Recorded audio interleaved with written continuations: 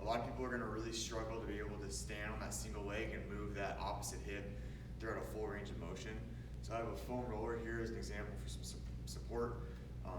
If you're a coach and you have a whole bunch of athletes, or if you're in a gym-based setting and you have a bunch of clients, just taking people to the wall and have them put their hand up on the wall, so that way it adds a little stability if they have a hard time standing on that leg. For a lot of our athletes, we like them to be on one leg because it kind of forces their ability to balance, and then, or challenges their ability to balance, and then as a coach, you can kind of use that as like a really simple readiness screen. So an example being, if you see an athlete that looks really good in that single leg position going through that hip car a couple days before, and then you walk into practice and they're having a hard time like maintaining that position, kind of cues you in to go look at your readiness scoring, go over to have a conversation with the athlete. Hey, how you feeling?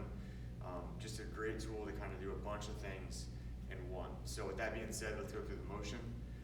So if I'm doing it without upper extremity support, I like to kind of throw my hands out to the side, and I'm going to squeeze my fist to kind of create tension throughout my whole body.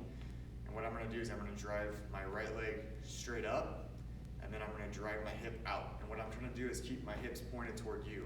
And then in this position, I'm going to rotate my foot back behind me first to go into internal rotation.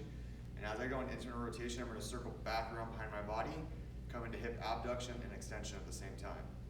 And then I'm going to reverse that motion where my knee's going to go out first, come all the way back up and around to that top position. That would be an example of one rep. They need upper extremity support. Again, foam roller or wall. You're going to go knee up, hip out, internal rotation, rotate into abduction, come back down, and then reverse that motion. And what we're trying to do is get people to explore as much of their joint space as possible. And then what this should improve over several weeks as their hip mobility and their in-range capacity improves as well.